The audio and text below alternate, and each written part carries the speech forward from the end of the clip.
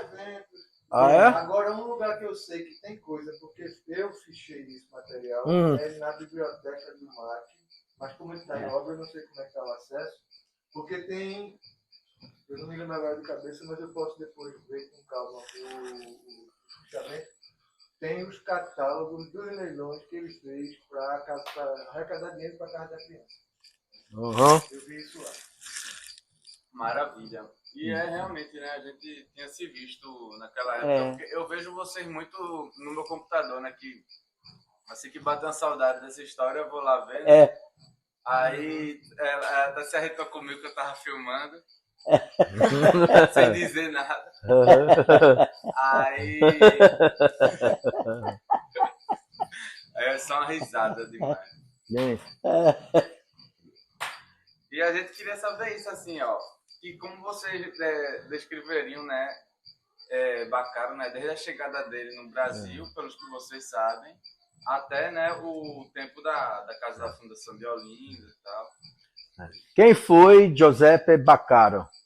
Para vocês, fale seu nome completo. Meu nome, bom, Aneide Santana.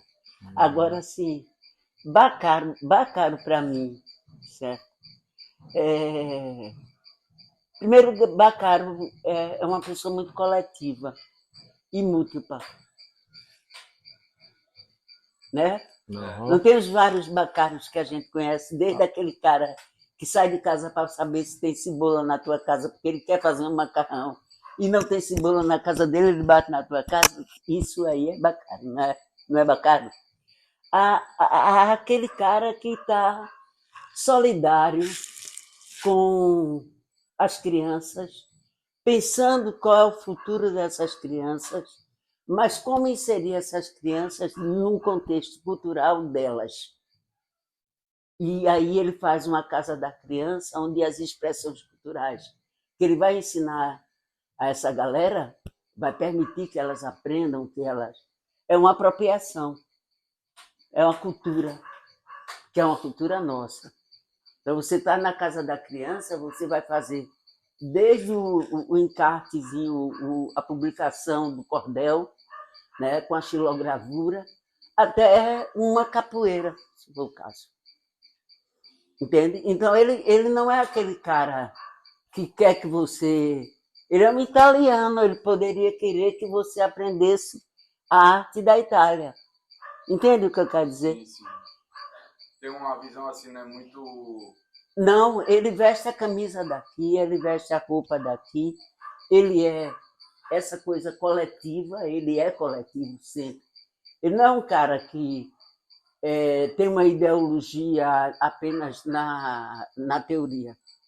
Ele é, na prática, o cara da massa, da cultura popular, sem perder nenhuma sofisticação, viu? Porque se você for conversar com ele vai saber perfeitamente quem foi o Picasso, quem é o Leonardo da Vinci, certo? Ele não perde de vista quem são os grandes artistas em nenhum período, né? Porque tu sabe disso, ele não fazia isso. Sim. Né? Mas, por outro lado, ele é aquele cara que não faz esse distanciamento. Nisso ele é bem armorial, viu? Ele pega o popular, o erudito, traz para o popular, pega o popular e joga em cima de um palco. Isso numa boa, né? Eu acho que Baccaro viveu um tempo, Serginho, que eu acho assim, ele teve muita sorte de viver aquele tempo. Porque tinha muito doido na área, né? E é muito interessante esses doidos, né? Pensa direitinho. O cara é contemporâneo de Germano Coelho, né? Teresa Costa Rego. Faz a lista dos doidos. Né? João Câmara, né? E aí você vai vendo Nina Coimbra, Luciano Pinheiro, Delano, né? Só a música Alceu Valença. Né? Alceu na mesma rua, né? Porque não é Alceu só, porque se você pensar que é Alceu, junto com toda a galera que vivia dentro da casa de Alceu, não é verdade? Não era Alceu e a galera toda, vocês todos que viviam ali naquela casa. que ia de Moraes Moreira, dependendo do período do ano, né, a Abil, né? Então você tinha toda a galera ali, todas as expressões, todas as, né? Então isso daí, eu acho que Bacaro tinha uma compreensão de Brasil e de Olinda talvez muito maior do que muita gente que está aí é capaz de ter. Por essa coisa dele ser muito universal, né? Muito coletivo, muito de 8 a 80. Né? Não é aquele cara amarradinho. Né? Isso aí é o que eu acho dele. Né? É o que eu acho dele. A minha experiência com Bacaro, ela é engraçado. Tem uma história de Bacaro que não sei porquê. Sei não, Cezinho. Que eu associo em determinado momento Bacaro a Dom Helder. Tem a ver? Ele é com a gente, como eu falei, né? O Tem, Bacaro, né? tem a ver, sim, que ele vai na questão. O Bacaro foi um marchand de obra de arte bem sucedido, né? E que veio para Olinda e que poderia morar em São Paulo, poderia ficar em qualquer lugar vendendo suas obras de arte para os colecionadores. E ele decidiu morar aqui e ser um socialista, distribuir, né, a fundação para dar aula. Então, dava aula de marcenaria, dava aula, sabe, aos guias turísticos, né? Aprendeu um bocado de projetos, incubadores de projetos que nessa época nem se falava disso, já se fazia, já se tinha isso, né? Se fazia festival, né? Fez o festival do violeiro. Como foi esse festival? Seu nome? Meu nome foi? é Alexandre Alves Dias. Na verdade, eu fui para o festival como plateia. Né? Era pequeno, fui com o papai e assim, lembro ali da Praça da Preguiça cheia de gente, as apresentações, que o papai gostava muito de cordel, de improviso, né? E foi um momento espetacular. Agora, assim, tem uma coisa anterior que eu acho que é para a gente falar da chegada de Bacaro aqui, que eu acho que coincide o momento em que Olinda está explodindo com artistas múltiplos, na área de pintura, na talha, no teatro, aquele filme Batalha dos Guararapes, que tem cenas rodadas aqui em cima, que a cidade ficou movimentadíssima. E coincide dessa chegada, e também você tem o governo de Germano Coelho. Então, isso é que ano, mais ou menos? O Germano é 77 até 82. Né? E aí você tem um monte de coisa acontecendo. Você tem galerias abertas, coincide. Bacaro mexe com arte. Bacaro se mobiliza para fazer a Casa da Criança. Né? Eu não cheguei a ver, já vi isso já muito tempo depois. Os catálogos que ele fez dos leilões das peças para arrecadar dinheiro para fazer a Casa da Criança.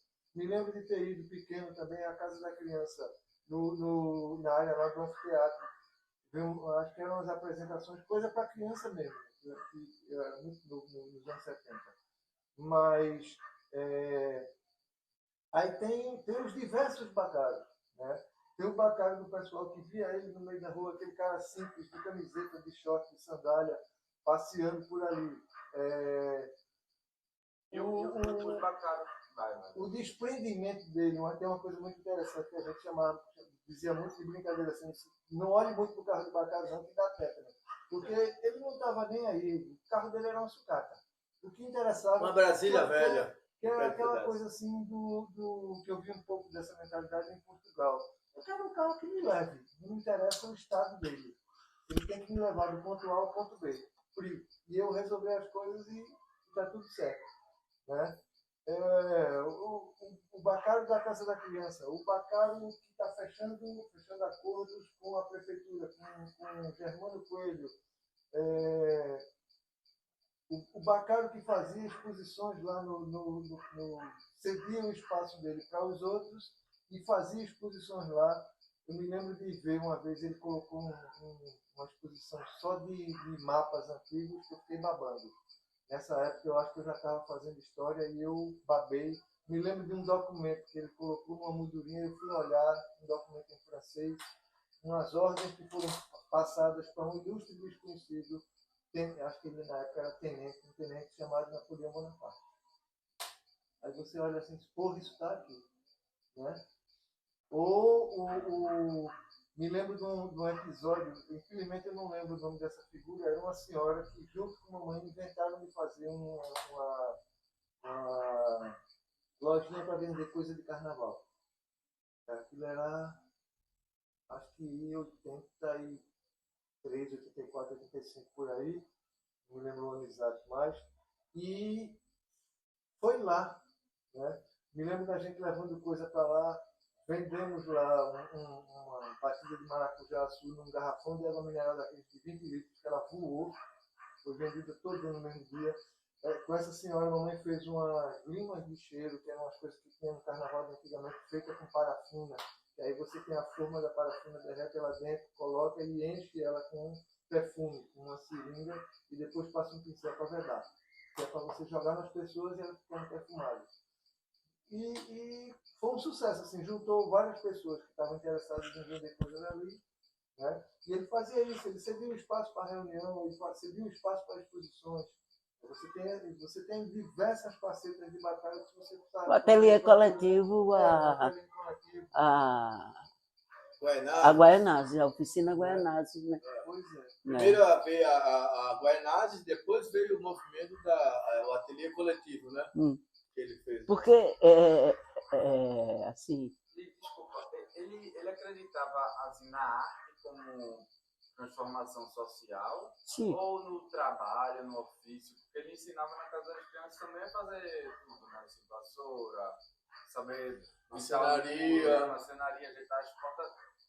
Então era arte ou havia uma coisa em Bacaro em relação ao movimento de Olinda, que ele sabia, todos nós sabemos e está se perdendo, faz muita falta, que os saberes e fazeres são fundamentais para você manter e preservar.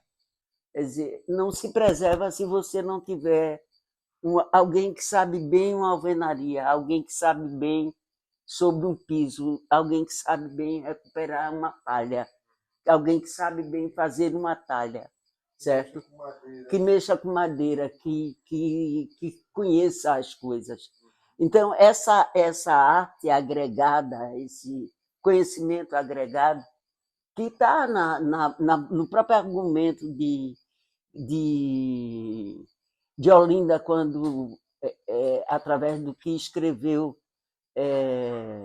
Aloysio Magalhães, junto à Unesco, certo? Que nós, além dos bens materiais e tal, nós tínhamos uma cultura imaterial muito importante. Esses mestres, infelizmente, estão indo embora, mas não por culpa de Bacaro. Bacaro quis que esse conhecimento fosse transmitido. E esse laboratório humano, ele alimentou, né? E infelizmente... O que foi que ele não fez para isso não continuar, sabe? Para que o esforço dele não se continuasse. Porque um líder, né, ele gera outros líderes, né? Então, o que aconteceu? Que ele morreu e daí nada continuou. Tipo... Não, veja, não é isso. A ideia dele era que as novas gerações se apropriassem do conhecimento das outras gerações. Você vive num espaço urbano onde as influências são muito grandes. Não necessariamente o fato de eu ser um percussionista para meu filho ser percussionista. Isso não é necessariamente vai acontecer, né? O que não existe é o ambiente. Bacaro, quando teve um ambiente, fez tudo para fazer o que ele fez, certo? O que hoje existe é a falta de um ambiente. Você não vê mais a ribeira ter aquele espaço e ser o espaço que foi. O MAC fechado, certo? Porque não era só a Casa da Criança. Você andava por Olinda, os ateliês existiam. Você, até quando se fez, por último, Olinda Arte em toda parte, a gente ainda tinha uma grande concentração de ateliês, a maior quantidade de artistas plásticos por metro quadrado, a gente dizia. Só que você não tem mais a mesma coisa. Você chega na Rua do Amparo, você não tem mais Teresa Costa Rego, você não tem mais Bajado, né? Entende? E aí você vai andando, muito disso se perdeu, se foi, né? E há também, não é só a culpa da política pública. Acho que a política pública, quando a sociedade é forte, ela tem que ir atrás, né? Mas eu acho que há um conjunto de coisas mesmo, de comportamento da dinâmica, né? Você vai tendo transformações. Você pega se a gente pegar os artistas, né? Os primeiros artistas que vêm para cá nos anos 50, o pioneiro desse movimento vai ser Zé Cláudio, com um pequeno grupo que vem para Olinda, que era uma cidade de interior a 7 quilômetros do Recife, da capital. Já nos anos 60, 70, começa a vir para cá um monte de gente da área de arte. Você tem esse pessoal todinho que é neilista, com seus ateliês, você vai ter galerias de arte também. Você tem, eu me lembro de pelo menos 2 ou 3 antiquários vendendo móveis antigos, vendendo peças de porcelana, vendendo algumas obras de arte mais antigas, né? E isso começa, isso tem um auge. E você tem um movimento de música, né? E de teatro também, muito forte. Era um lugar de doido. Então, não isso era um destoque todo dia. Essa efervescência cultural dos anos 70. 70 até os anos 80, então ajudou a esse tombamento, você pode dizer que sim, claro. de Olinda, patrimônio claro. Há um engajamento. Veja só. E aí eu vou falar como historiadora. O contexto histórico era bem interessante nesse momento. Você tinha um bispo chamado Dom Helder. É mole? Você tem uma sabe? Você tem uma que conjuntura social. O prefeito chamado Germano Coelho, que gostava da Dom arte, Helder era um homem. movimento de cultura popular. Vou atender minha filha, porque pode tudo. entender que é espontâneo aqui. Aqui pode falar com ela, dizer que ela que a gente está gravando aqui. Que ela está participando. Não está vendo a imagem, filha. Viu? Então ele tinha esse movimento. Porque você vai ter um movimento. Oi! Olha, os meninos vão se apresentar para você. Essa é Bia. Bia! A gente tá entrevistando sua avó, Bia! Valentina! Desse negócio que ela tá é um quadrado. Se apresente para ela, diga quem é você. Quem é você? Diga você a ela, quem é você. Eu sou João. Que quadrado bonito, todo rosa para brincar como quer. Que felicidade. Tá vendo? É tua neta. É minha neta, é igual. Eu posso dizer, é igual a tu, sabe? Ela é igual a minha, É igual, minha filha, é igual. Assim, Domitila, perdesse. Cabelo, a rosa do cabelo. Olha quem é que tá falando aqui. Oi, Domitila. João, prazer, tudo bom? Olha, parabéns, viu? Você fez a filha igual a avó. Tu é João também, é? João, é. Tu tem cara de João mesmo. Parece que o João Bandal. Tá vendo? Né? Tá achando bem parecido. A gente tá gravando aqui Tá sobre gravando. Bacaro. Bacaro. Ah, que bom. Que é meu avô, aí a gente tá com o nosso amigo Sérgio aqui, que tá nessa jogada com Bacaro é avô dele. Bacaro é teu avô, é?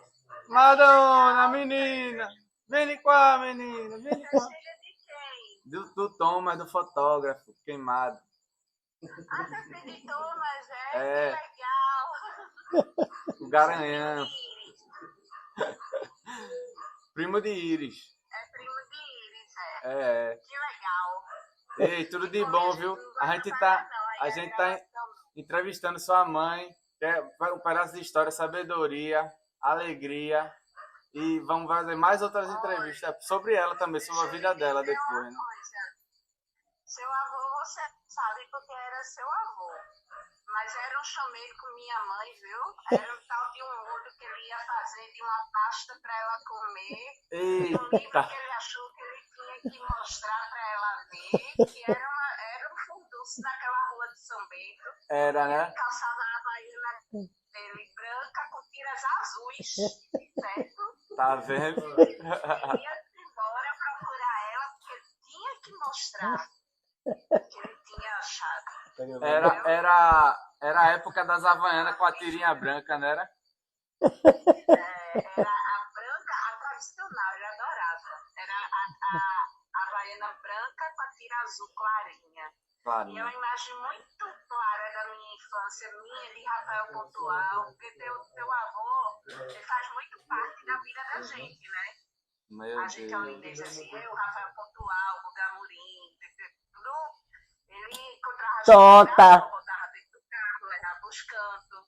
Tota. Onde de volta? Peraí que eu levo. Sabe aquela coisa meio comunidade, Olinda? O filho de um é filho de todo mundo. Que maravilha. Ó, que maravilha te conhecer assim, vice, por essa menina linda aí e por essa história, que aí a gente vai marcando. Meu Deus do céu, é igual a avó, meu Deus do céu. Olha, O cabelo olha, Nana. assim, ó. Ó, Nana. Dá beijo em Serginho dele. Beijinho! Tchau, linda! TV Cri-Cri! TV Cri-Cri, tudo que você não vê na sua telinha, você vê aqui. Beijos. Gravou para TV Cri-Cri. Pronto. Tchau, filha. Charlie liga. Deus te abençoe.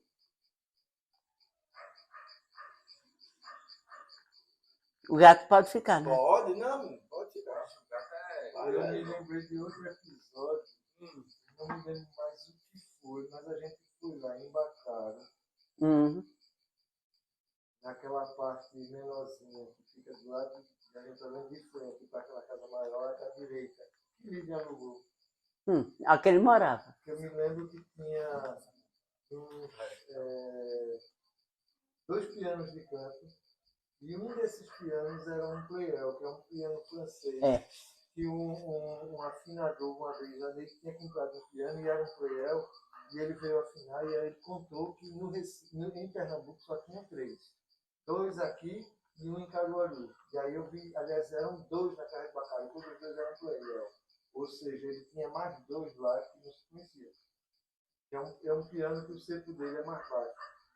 Os pianos de canto depois foram feitos, o centro é maior. Você olhando ele, em relação ao teclado, a parte de cima dele é mais baixinha. Era uma outra maneira de fazer. Agora, quando se fala de Bacaro assim, não é porque só é arte e tal, não.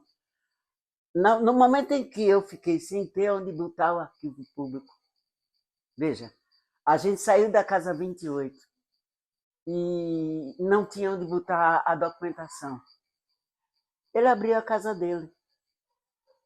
Ali em cima do ateliê coletivo, não tem aquela parte com a varanda bem grande, eu tenho a foto dele linda ali. E assim. Ele abriu. Eu levei a documentação do arquivo para lá. Eu fiquei lá até o palácio ser restaurado e poder levar para dentro do palácio a documentação. Da história de Olinda. Na casa dele. Pessoal de uma. Na casa dele aberta, sabe? Sem frescura nenhuma. A hora que a gente quisesse, a gente entrava pela casa dele ou entrava pelo lado, como quisesse. Porque por debaixo, pelo ateliê, tem uma escada que você sobe, não tem? Mas tem aquela escada de dentro da casa dele que você tem uma porta. Ou fecharam? Fecharam a porta? Não, acho que tem ainda essas entradas. Fecharam não, né? Não, tem. Né? Porque para cá você entra para a casa do ateliê e para o lado direito você ia para a biblioteca. Cozinha, Né? E depois você desce para a cozinha. Aí tem uma à direita que você vai para a biblioteca, que é a outra casa. Né? Pois bem, ele nos abrigou. A documentação histórica de Olinda, que compõe o Arquivo Público de Olinda, ficou hospedada por Bacaro quase 2 anos. Não é 2 dias, não, velho. Sabe? Com a equipe lá, usando a cozinha dele, usando o banheiro, na boa, entendeu? Nunca teve frescura nenhuma. Está entendendo o que eu quero dizer? Quer dizer, é uma pessoa que ele respirava isso tudo fazia muito bem a ele, né? Ele, sei lá, ele tinha essa cumplicidade com a cidade. Quando a Domitila começa a falar essas coisas, né, dele, tem mais que falar mesmo, porque era isso mesmo, né? Ele era isso. Não, ele era isso mesmo. Não, era 880, né? Você, quando ele estava puto da vida, você já viu ele estourado? Nunca comigo, eu nunca vi. Mas isso. você já viu? Ele, quando eu pegava uma opinião, acabou, né? Né? Tinha essa coisa. Ele tinha. Quando ele tinha opinião, ele tinha razão. Assim. Não, ele não era intransigente, mas ele era forte. Era forte. Mas ele escutava assim, né? Tinha um lado também. Tinha, ele escutava, claro. Mas ele tinha a opinião dele. Ele era firme nisso. Que convencia que essa opinião dele era das melhores, né? No caso, a opção. Ele é uma figura, né, rapaz? Era um líder, né? Era. Ele sabia lidar com isso. Eu acho que, mais do que a formação que ele fazia da Casa das Crianças, da Fundação da Casa da Criança, de formar as pessoas em marcenaria, etc. Ele, não só o lado profissional, mas ele tinha, eu acho que, uma visão mais de uma formação. Aqui em Olinda, a gente tem uma formação artística e cultural que não é basicamente da sobrevivência. A gente não quer ser artista porque quer ser artista e quer ganhar fama, quer dizer, não, é uma formação de artista, a gente já sabe que vai ser um artista, né, amador, um artista dentro da cidade, um artista local, e a gente tinha isso como uma formação. E não se a gente ia seguir ser artista ou não. Exatamente, não é? um direito. Ser um profissional. Direito ao conhecimento. Era isso que ele queria.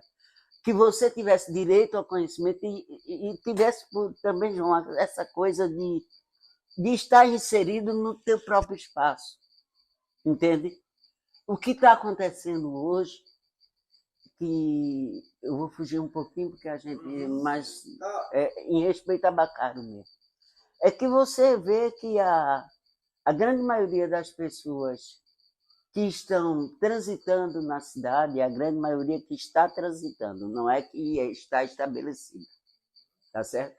Transitando na estrutura de poder e tal, ela não conhece. Quem não conhece não se apropria. E a gente sabe que não é um conhecimento fácil. Não é fácil.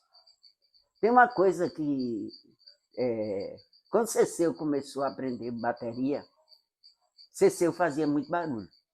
Ceceu Valença. Você lembra disso, né? Ceceu fazia um barulho, né? Batendo bateria.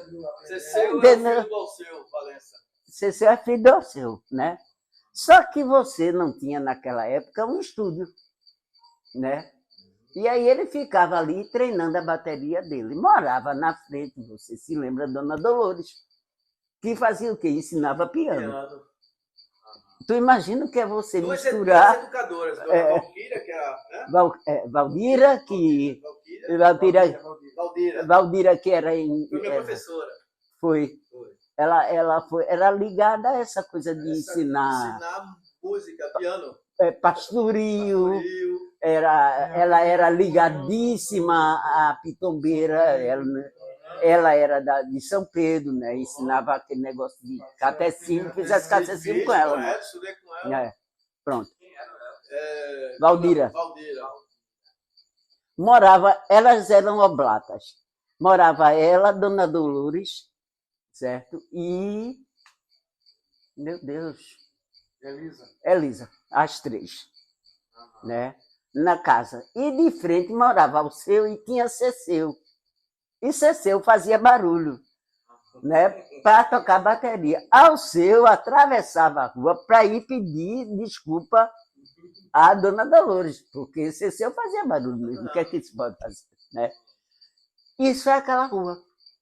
Tinha seu Eduardo, que ficava na casa que Daniela mora hoje. Lembra seu Eduardo que ele esquecia de a chave, não sabia onde tinha botado e dizia que a culpa era da Dona Lourdes, que ele estava preso dentro de casa e tal. Esse ambiente era um ambiente bacana. Era daquela rua, certo? Bacaro nunca foi um cara de ostentar. Bacaro nunca foi um cara embora ele realmente frequentasse e convivesse com uma camada social bastante importante, que era muito conhecido, né? Bacaro nunca teve essa coisa de querer jogar na sua frente que você mora na favela e ele não sei o quê. Não criou nenhum filho assim. Você viu que Bacaro fazer isso com os filhos? Não, né? Ele sempre foi muito tranquilo em relação a isso. E quando se lembra dele com a história da bermuda, da sandália japonesa, da camiseta, é fantástico. Né? E os desafios que ele teve que enfrentar, vocês sabem, assim, de ideia, que seja uma dificuldade, desafios assim, pessoais e públicos, né? No sentido de, talvez, dentro de casa, ou também com algum prefeito, com alguma coisa que faz árvores. Rapaz, se me lembrasse de uma coisa fantástica agora. Que coisa, né, rapaz? Bacaro era um ecologista, né? Bacaro era um preservacionista. Ele era um cara que tinha o maior respeito pela natureza. Ele não admitia que você violasse a natureza, né? E ele era muito, do outro lado dele, ser cúmplice, né? E do outro lado. Eu nunca esqueço de uma história de Bacaro. Um dia Bacaro chega lá no arquivo, João, aí vai até o final, assim, não tem aquela lambrada assim que você olha para baixo do quintal? Aí ficou, já disse. O terreno da minha casa vai até onde? Ele nunca se importou que invadisse, porque ele sabia que as pessoas, ele tinha esse discurso, as pessoas precisam morar. Eu não vou impedir elas de morar. A última dele, né? A última deixada de ocupação dele foi a casa dele, a atual, que ele morava com a última esposa dele, né?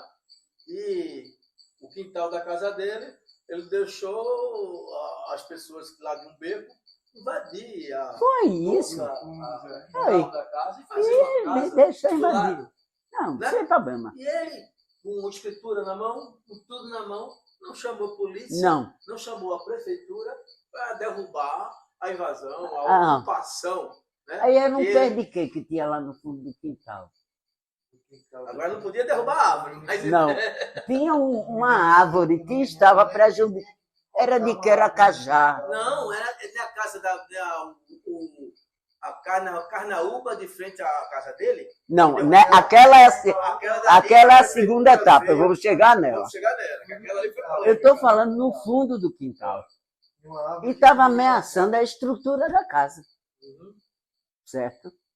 Aquela casa é um sobrado que ele vai acompanhando o declive, né?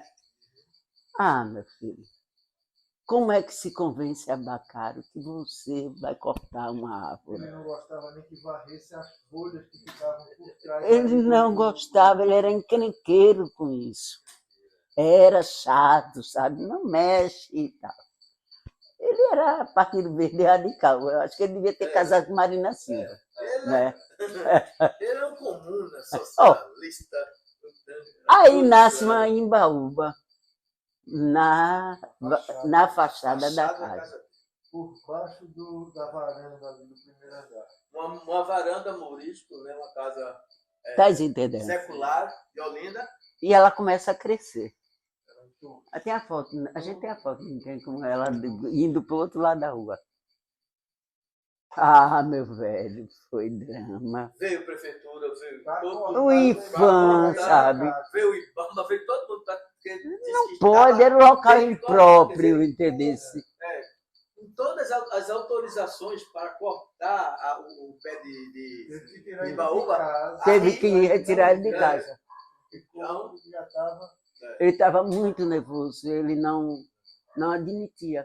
Então ele perdeu o balcão morisco dele, que foi Bio, que recuperou depois, teve no orçamento, a recuperação, ele já não estava com essa grana toda, né? Aí teve e também não poderia se fazer aquela obra, tinha que ter a liberação do patrimônio, então, porque o pé da árvore acabou com um balcão morisco. Mas ele não admitia que mexesse numa árvore.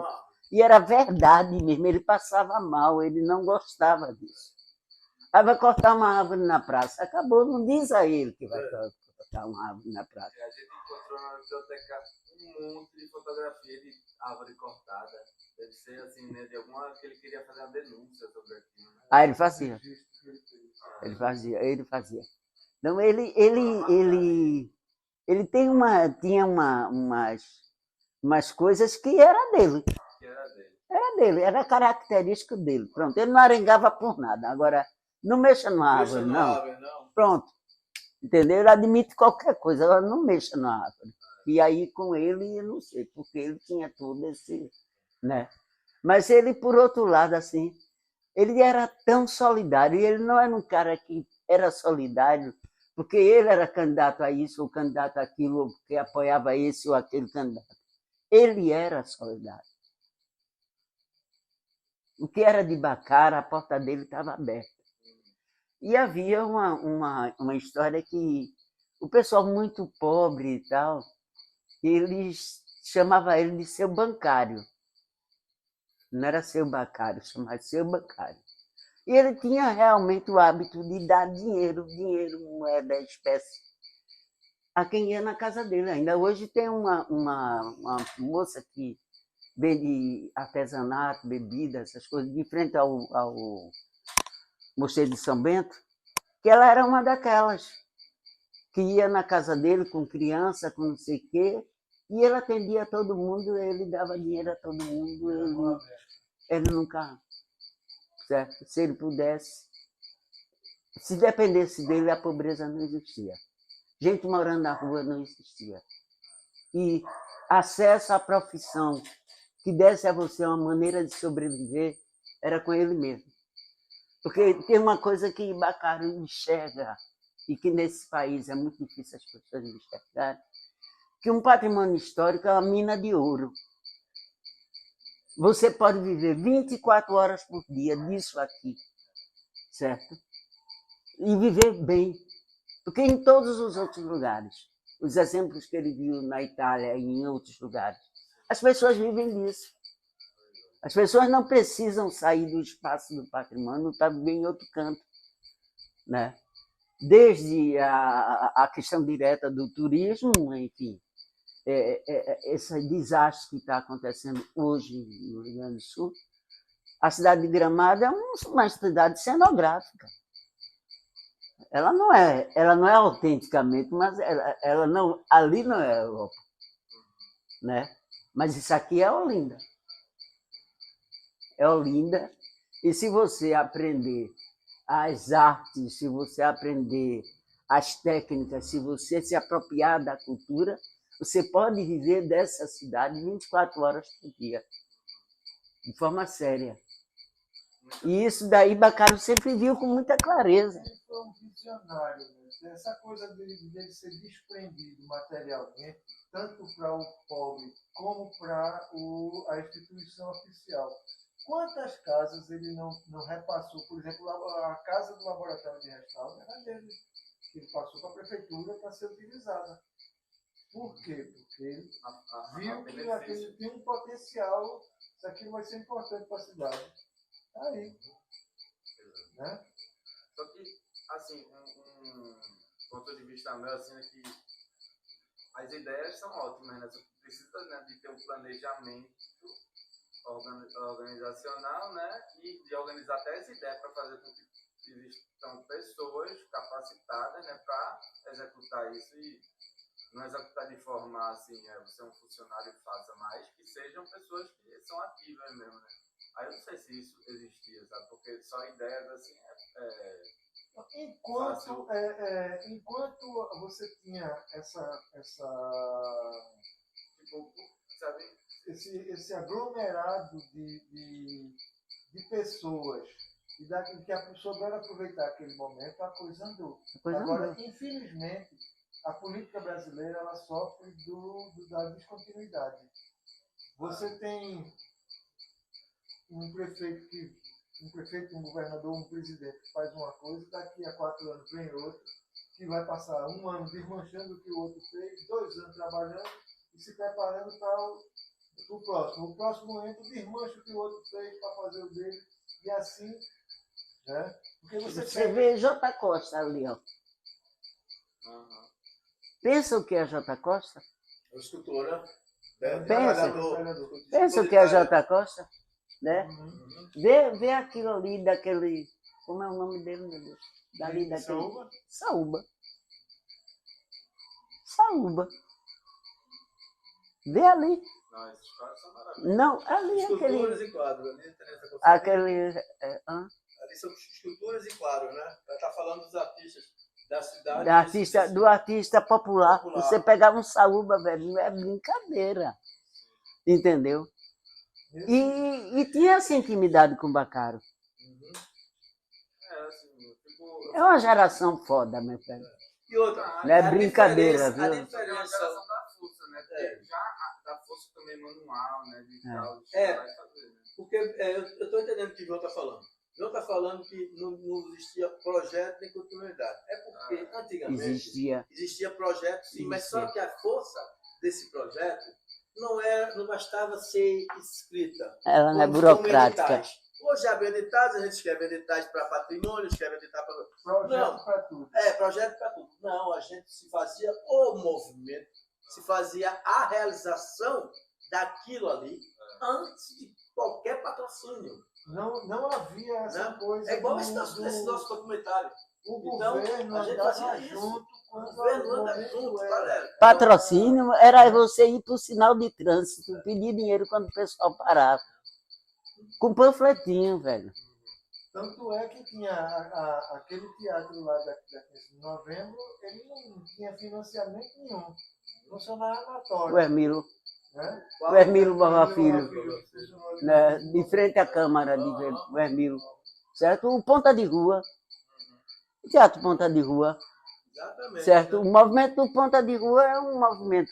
Se você pensar que o Vivencial de Versiones está fazendo 50 anos agora, né?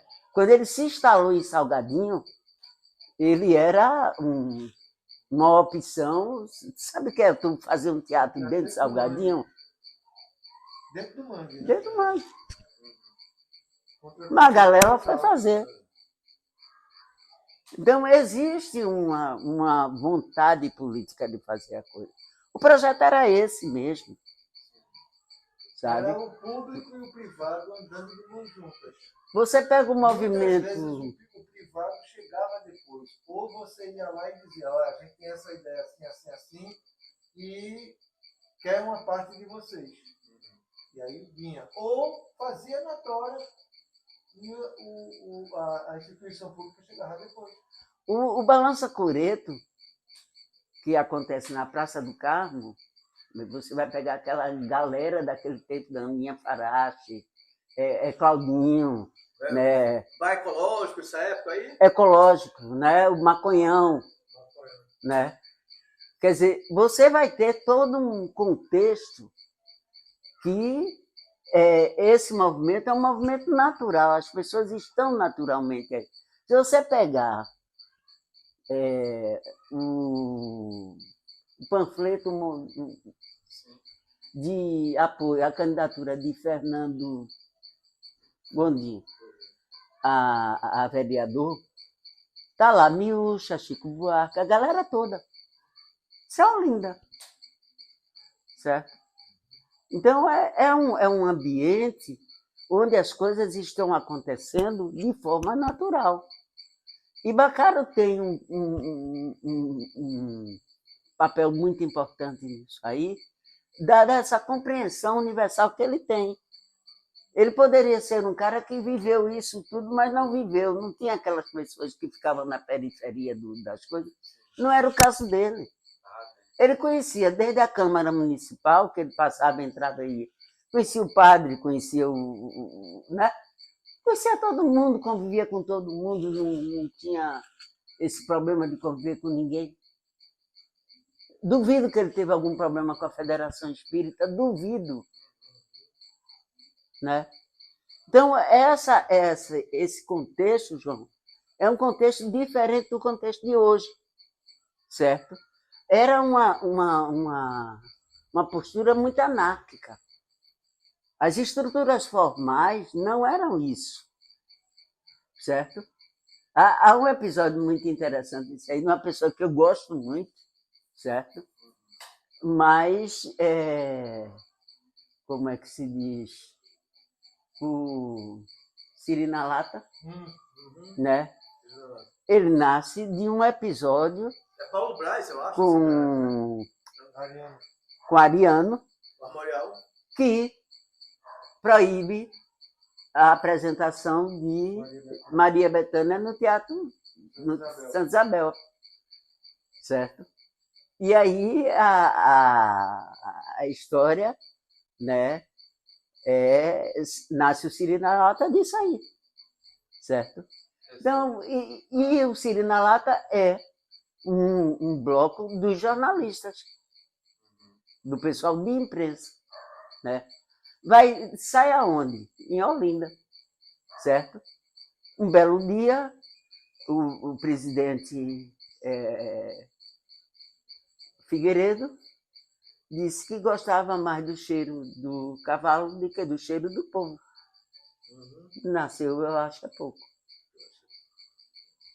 Certo? Com a gente gritando, quem tem que ter medo, abaixa o Figueiredo. Não é isso? Então, esse movimento, esse momento, não é um momento calmo que você senta para fazer projeto. As coisas estavam acontecendo dentro de um movimento histórico, onde você vai, desde preparar o primeiro comício para as diretas já, de frente ao São Bento, né? Que é um momento, acho que historicamente muito importante para todos nós. Temos uma foto né? espetacular de Papai da eleição da Bomba. É linda aquela. Pegou na hora. Quem são os artistas que cantaram nessa show aí? Tá todo mundo. Todo mundo está envolvido. Fafá está envolvido, Alceu está envolvido, Elba está envolvida, Geraldinho está envolvido. Que ano foi isso? 84, é? Direta já? Eu acho que é 84, um pouco mais ou menos. É isso. Não, 82 não. Não, 84. 82 é eleição para prefeito, governador, aquela confusão toda. Zé Arnaldo ganha a eleição para prefeito, certo? Que a gente entra pelas portas, sabe Deus como, né? A gente consegue a eleição. Com a eleição do Zé Arnaldo, uma continuidade do que era o governo de Germano. As coisas continuam, não se desmancham. E Bacaro está dentro, inteiramente dentro, sabe?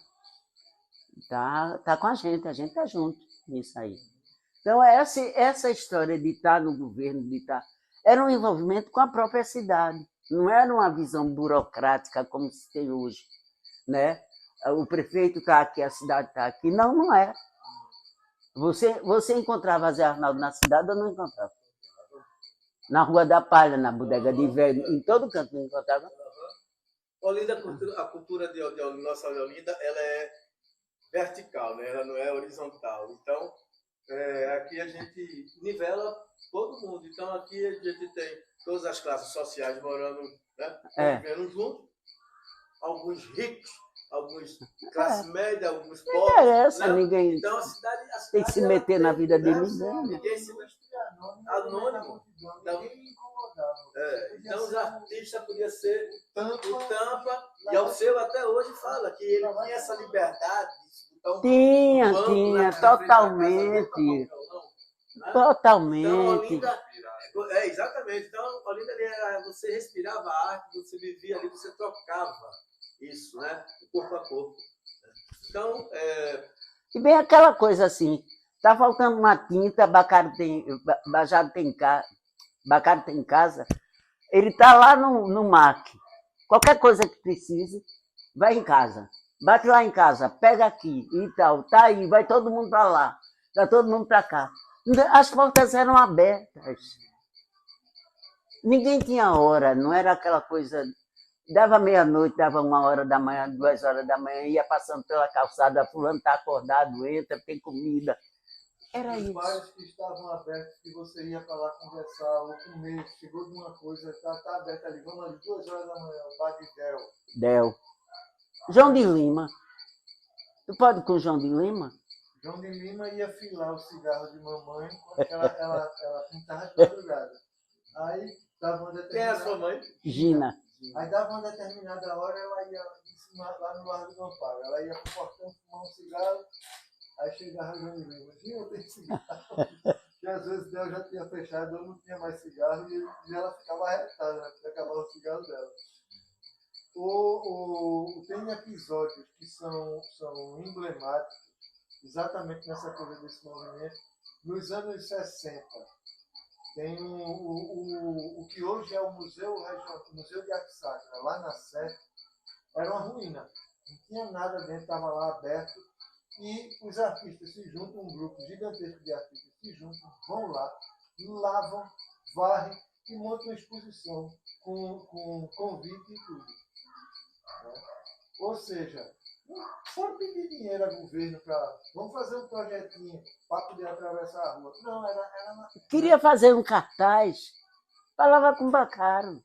tinha lá o material, a gráfica. Ele fazia lá na gráfica. E a aula era... serigrafia, né? De impressão. Tá entendendo? E as impressoras antigas de jornal, Imprensa. coisa que eles saíam comprando. Né?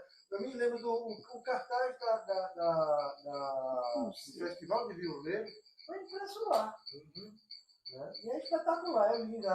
Eu Bem feito, objetivo.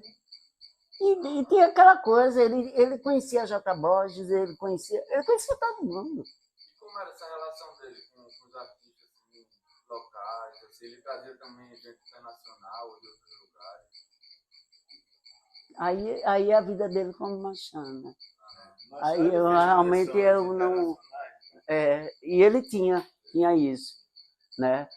Mas essa relação, eu sei mais da relação dele local. Uma cultura popular local. Aqui, sabe? Todas, né? Todas. Ele transitava, João, sem nenhum problema. Do popular para o erudito. Claro. Sabe? Sem problema. E por isso que as coisas se tornavam valorizadas, né? Porque misturava, né, quem estava mais no mercado da arte mais alto com o que estava nascendo, né? Que para ele seria a mesma coisa. Mesma coisa. Ele é um cara que pega Bajado sem problema. Tem algum problema para ele, Bajado? Não. Porque é o tipo do negócio, é o olho treinado, ele sabia reconhecer isso aqui. É bom. Vem cá, vamos conversar. Né? Expõe aqui, abre um espaço para fulano, para Beltrano. Sabe? Porque assim, nos anos 70, uma coisa que me lembro, você ia dar uma volta na Sé, você tinha que pedir licença na calçada, porque estava todo mundo entalhando. O entalhador estava sentado na calçada na Sé, ou então na calçada na frente do Mercado da Ribeiro, o cara estava lá entalhando. Do outro lado do Mercado da Ribeiro tem uma galeria. Aqui ali você tem lei, aí hoje em dia o que está Ele não está aqui não, né, Alexandre? Eu vou botar meu óculos, mas acho que ele não está não. Mas essa galera todinha vivia com ele. É o quê? Guaianados? Qual é isso aí? Não, isso aqui foi do Mac. Aí tá com um bocado de... Esses artistas todos são contemporâneos e conviviam com ele. Quem são, assim, já tá. Tá aqui Carlos Alberto Silva da Silva, que começou a aprender a pintar com a mãe. Está aqui mamãe, está aqui Petrônio, está aqui Bajado, está aqui Vila Nova, Antônio, Petrúcio, esse aqui atrás eu não sei, esse eu não sei, Eric Berto, como é o marido de Vera Milé. Luciano Está Pinheiro, aqui papai, Alves Dias, está aqui Patrícia, minha irmã, Tereza Costa Rego, está Tiago, tem o nome de todo mundo aqui atrás. não está limpo não, isso não está limpo. Então ele... A gente salvou ali do Cupinzal. Mas é aí que é bom mesmo que é a história. Então, Esses todos são contemporâneos dele. Todos esses frequentavam a casa e ele frequentava a casa do pessoal. Então ele era também desse... Veio o movimento da Guaianados, depois veio o ateliê coletivo, né? Mas antes desse movimento veio um movimento muito forte chamado Naif, vocês que são historiadores, que foi o movimento que tem aqui Isa do Amparo, né? Gina, que é sua aí quem fala é Alexandre. Alexandre, esse movimento também ele ajudou. Gina. Ele estava nesse movimento, o Bacaro estava inserido nesse Ele tá assim. Nesse momento, assim, eu não tinha essa intimidade, né? Porque eu era pequeno. Mas essa coisa do abrir um espaço para você expor, juntar um bocado de gente, como ele fazia lá, ou mesmo de pegar o pessoal para levar para ir dar uma aula. Eu não sei exatamente tudo que ele fazia lá na Casa da Criança. Eu sei de algumas coisas das pessoas que estudaram lá. Pedro é Sim, mas ele estava no movimento Naif. Agora, nessa área da arte aí, realmente, eu não sei. O Bacaro que eu conheço é o já... Da casa quando eu já estou mais taludo, que eu entendo alguma coisa. E dessa parte que ele fez com o carnaval, que ele abria o espaço dele para as pessoas se reunirem, para qualquer tipo de... E na política ele se envolvia, porque esses artistas todos, por exemplo, na campanha política de Zé Arnaldo, eles foram para as ruas para fazer murais. Mural político. Gina foi, Bajado foi, Tereza Costa Rego. Tem um grande movimento que aí já é uma coisa maior. Eu me lembro tem a Brigada Portinari. Brigada Portinari. Tem uma turma que já vai sair fazendo, essa campanha já é maior, é para governador. Tem uma turma que vai fazer no Recife. E ele se envolve inteiramente nisso aí, sabe? Você não está pichando o muro, você está transformando isso em obra de arte e política. Então, José Bacaro foi podemos dizer que ele foi me fugiu agora. É uma figura múltipla. Né? Uma figura múltipla. É um agitador cultural. Exatamente. 24 horas por dia. Ele era um agitador cultural. Entendeu? Diversas áreas. Nas artes integradas, que hoje... Coletivo. Ele está preocupado com... Ele é muito... Na prática, ele é muito Paulo Freire, né? Ele é muito Paulo Freire, né? Pode notar que ele é aquela coisa de lhe ensinar no saber, no fazer. Ele faz isso, né? Bacaro sem nenhum pudor, né? Humanista como Dom Helder Câmara, rapaz! Tem uma alegação sem ser um Papa Ótimo. Ele não era um Papa Ótimo. Ele não era. Ele era um ser humano humanista, responsável. Cristão, né? não. Ele fazia isso, cristandade, sabe? Para a salvação da alma dele. Não. Fazia isso porque ele era um socialista, ele queria ajudar as pessoas. Ele tinha convicção nisso. Ele tinha convicção. Né? Mas a ideologia é prática, né? Serginho. É a ideologia no dia a dia, natural. Né? Tomar banho, mudar a roupa, espontânea. Né? Então, ele é um cara que não... Quando você vê a história da arte, João, vê uma coisa. Quando você vê a história da arte, você poderia, vou dizer mais uma vez isso, excluir aquela arte que você acha que é popular e que ela não tem sentido. Por quê? Não. A parede é igual para todo mundo. Você vai pendurar essa arte igual. Né? E você diz assim, mas na casa de Bacaro tinha piano. Tinha piano, na minha também tinha.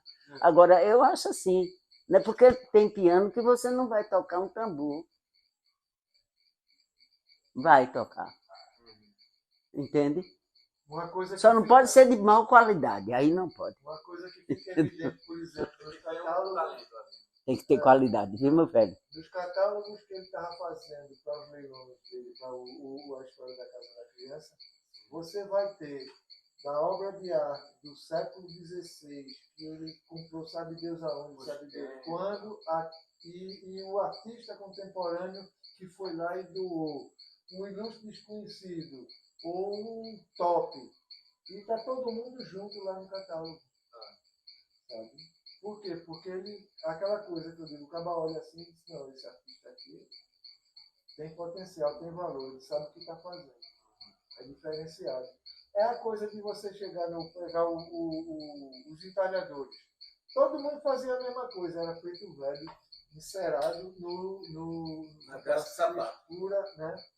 E aí chega uma hora, isso aí eu me lembro, J. Costa foi entalhar a porta de um sacrário para a igreja de Guarabira, na Paraíba, que na época quem estava lá era Dom Ideobrando, aliás, Dom Ideobrando não, Do Marcelo. Marcelo Cavalheiro. Aí era uma peça de cedro gigantesca, do tamanho de uma porta, e nessa época ele trabalhava antes com Bill, né? E aí a mamãe começou a fazer a cabeça dele. De Bill de Olinda? Bill, sim. E uma coisa que ela disse, não escureça suas talhas. Passe essa cera de piso, aquela cera de pasto. E aí ele começou a fazer as peças dele sem escurecer. E já deu uma diferença. E daqui a pouco ele começou a andar sozinho. Porque essa porta de sacrário que ele fez, ela era deve estar lá ainda. Um monte de cacho de uva com folha, coisa vazada, que ele nunca tinha feito antes, e ele se atreveu a pensar nisso. Tem um anjo que ele fez para o papai, que é uma mulher em cima de uma margarida, de um girassol enorme, e é todo vazado. E É lindo aquilo. Para você fazer em cedro não é fácil não. É uma madeira macia que se você cortar errado, ela quebra. Ou seja, você vai começando, você tem aquele cara que se destaca, que diferencia, que se solta dos outros. E aí, Bacaro tinha esse outro. E aí ele colocava junto, seja lá como foi que até foi Roberto Romo, fotógrafo, que disse que viu uma vez uma água forte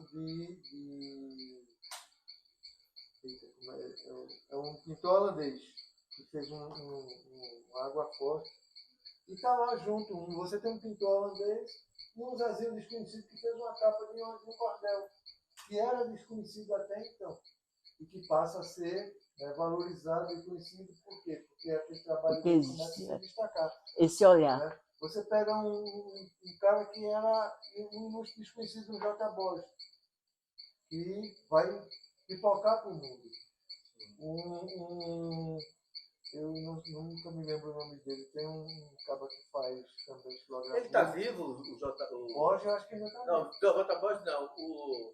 O talhador. J. Costa não. Não, se foi. Tem uma escultura imensa dele no aeroporto do Recife. Tem um painel imenso, que eu não conhecia num banco, que na época era eu acho que era o Bandeirinhos. É um painel que ele fez um trabalho junto com... Tá bom. Aí a gente marca de ir lá na Rio pra filmar essa aí. Filmar essa fotografia. Esqueci o nome agora do artista. Que ele faz coisa de acrílico misturada com metal. E aí ele fez um trabalho com ele. Depois desse trabalho ele aprendeu a fazer escultura em cimento também. E esse painel que ele fez, mas agora eu não me lembro agora se esse painel é cimento ou se é uma... Não da hora não, né? Aquele da hora. Não, É Abelardo, não. Abelardo. Abelardo da hora, né? Não. O avô de Miguel Farias? Não, ele é um cara branco do cabelo castanho claro, cabeludo. Ele deixava o cabelo, ele usava o cabelo de barba, dos olhos claros. Que até eu tenho, naquela ceia larga de mamãe ali, tem uma figura à esquerda que eu achava muito parecida com ele quando eu era pequeno. Eu achava que era ele que estava no quadro. Só que eu não consigo lembrar o nome dele agora. Me fugiu. Mas aí o importante é que ele aprende com essa figura a mexer com cimento e ele começa a fazer coisas em cimento também. Né? Então, o artista vai se soltando. E você vai vendo isso lá no acervo de Bacaro. Você tem de tudo. Tem um catálogo lá, numa exposição que foi feita com as coisas dele, e eu fui olhar, eu fiquei fascinado, tem um pergaminho da Mesopotâmia. Eu babei. Então você vai ter coisas de antes de Cristo até um dia desse. Essa imaginação. A biblioteca dele. A liberdade que ele tinha e que ele promovia para ele mesmo de conviver com as diversas... Jobson Arruda. Jobson. Então, estamos aqui diante de dois historiadores que cuidam do... Já terminamos, foi? Que cuida do arquivo público, não, só para dizer que cuida do arquivo público oficial de Olinda, dois funcionários que cuida desse nosso arquivo tão rico e tão importante que precisa ser digitalizado. O importante é que você veja, você é neto dele. É isso que é importante. É que essa família tenha essa memória. Que conviva com ele, que as pessoas só morrem se a gente esquecer delas, né? Exato. Né? Se a gente esquecer, elas morrem, mas senão elas continuam convivendo com a gente, né? Você passa, esculhamba Bacaro, né? Tirou uma onda com a cara dele. Domitila, a gente estava brigado pela coisa, obrigado dizendo que Edmilson falou uma coisa, eu falei uma outra, aí ela foi defender Edmilson, o pai, né? Mas aqui assim a gente discute, nada, né? Mas depois está todo mundo que é isso. unido. Porque Olinda é assim, Olinda a gente fala aqui mal, porque não sei o quê, mas daqui a pouco... Mas olha, João, esse espaço, esse tempo político, de cultura e tal, que houve em Olinda, e que Bacaro é uma figura muito principal nisso aí, muito, né? Tem de tudo, né? Você tem Bacaro, você tem Zinho de Silva, Zinho Peru, né? Você são personagens. Aqui a gente tem um dos homens mais ricos da fortuna do mundo, dentro dessa coisa, e que ele, quando chega aqui, Pierre, então quando ele chega aqui, Pierre, que mora na rua de São Pedro, então Pierre, quando chega aqui, é um homem normal que as pessoas com certeza. Nem conhecem. Você pega um Zé Som. Né? Um Zé Som. Zé Som, que era aquilo, velho. Um dia vocês vêm de dia aqui para a gente olhar a pinacoteca, a biblioteca. Vocês também hoje estavam ocupados com esse negócio, eu sei que não deu. Seria interessante filmar de perto, assim, dar uns close nesses materiais. Tem umas gravuras, né, que era interessante ele ver. Se a gente for lá, dá para achar logo esses materiais? Aonde? Não, eu estou falando aqui em casa, tem a biblioteca ali. Isso aqui é aqui na casa. É a biblioteca. Tem a biblioteca aqui, do lado de cá tem pinacoteca, tem... O senhor que morava aqui era teu pai? Teu pai, né? É casa de doido mesmo. Dá esse coisa aí para eu mostrar Ele faz qual a função dele? Ele era funcionário da CIBEM, era sociólogo, ele está aqui, ó. Aqui. Artista plástico. Ele também era artista plástico? É, a você.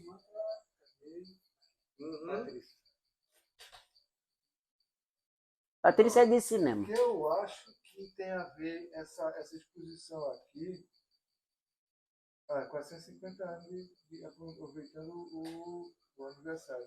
Eu acho que é o pessoal também aqui tem gente que foi de Salão dos Novos. Porque Patrícia foi Salão dos Novos, mamãe foi Salão dos Novos.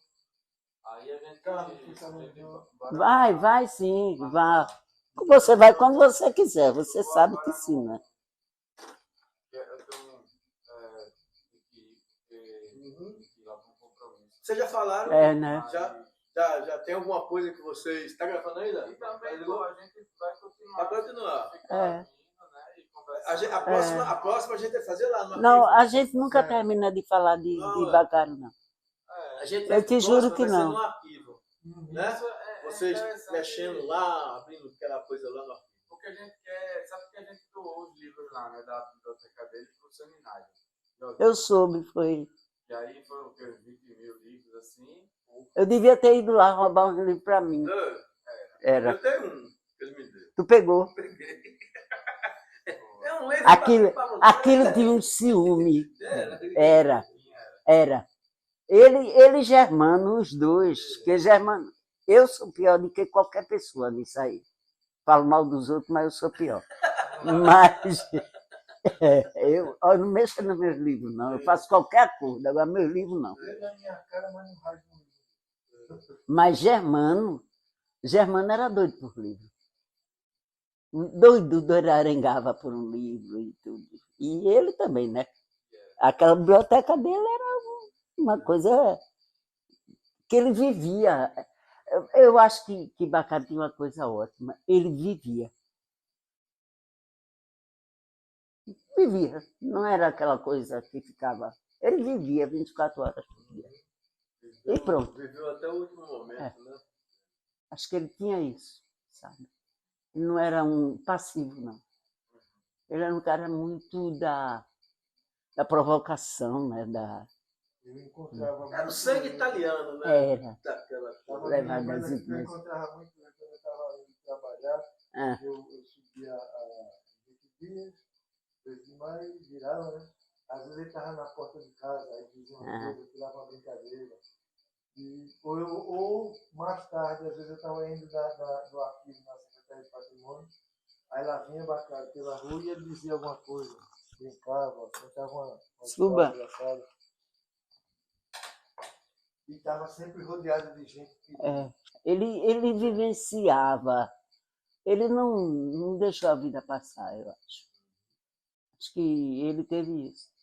Como é que ele constrói uma identidade com Olinda? É uma pergunta a se fazer. Como a gente poderia continuar, né? Com essas pequenas... Giuseppe. No carnaval, eu não saí, não fui para o carnaval. Só saí quando passou hoje a Mangueira Entra. Aí eu fui ali na esquina, mas fiquei o tempo todo aqui. Aí chego no portão, chegam as pessoas, se encostam no portão, começam a olhar para dentro e dizer que estava achando bonitas as flores. E começou uma conversa, era Giuseppe, junto com outras pessoas. Filho da puta, né? Entendesse? Porque o tempo passa, né? Aí mete barba na cara, não sei o quê. Eu vou lá saber que é Giuseppe, vou saber. Não, né? Pronto, aí começa a resenha. A resenha porque a resenha vem com tudo, né? E as pessoas... Ele viveu 100%. Então ele vivia também essa coisa assim, de viver o carnaval, de brincar. Totalmente. Totalmente. A casa dele, a decoração da cidade pelo carnaval, se ele pudesse ajudar, ele ajudava. Ele não era de pular o frevo. Não era. Ele gostava da festa. Mas a casa dele era uma casa que participava de todos os momentos da cidade. Ele não era aquele cara que a serenata está vindo e fechou a porta. Era. Não. A faculdade de Direito ficava de frente de casa, a faculdade de Direito está de frente de casa. Ou não, né? Mas ele está vivendo isso aí.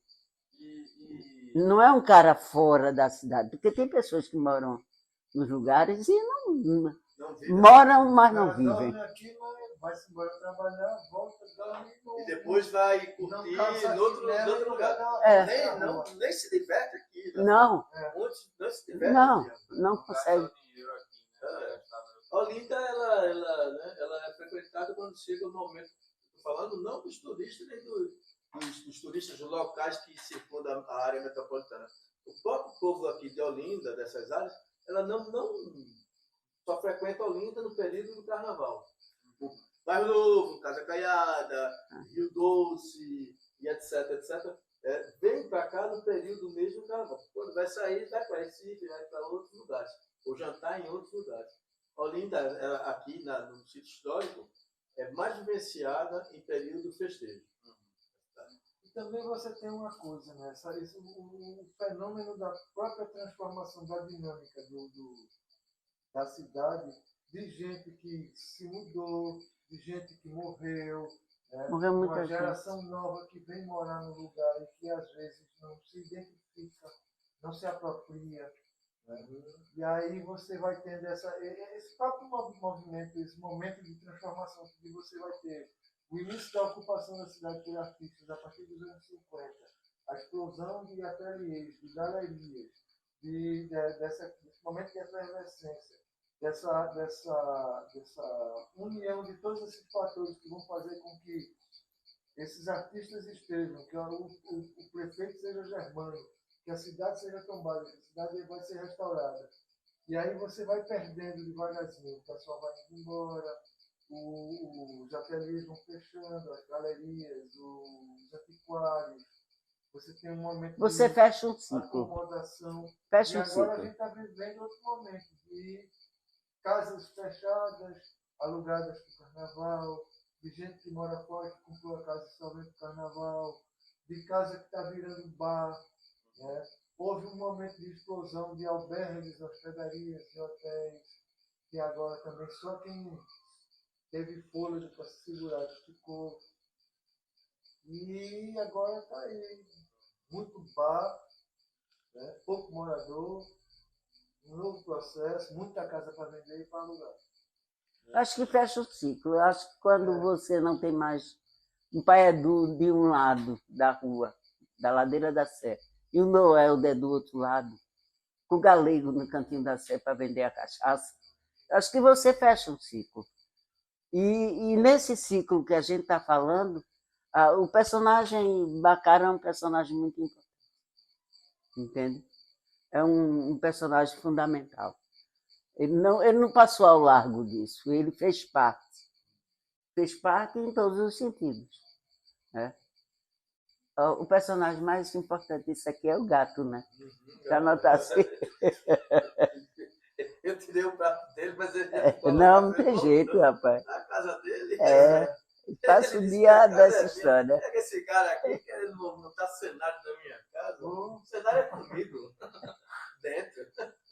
Cada um deles tem um local, ou eles comem a ração Eles fazem o que querem. Não é um prato para cada um. Não. Vários pratos.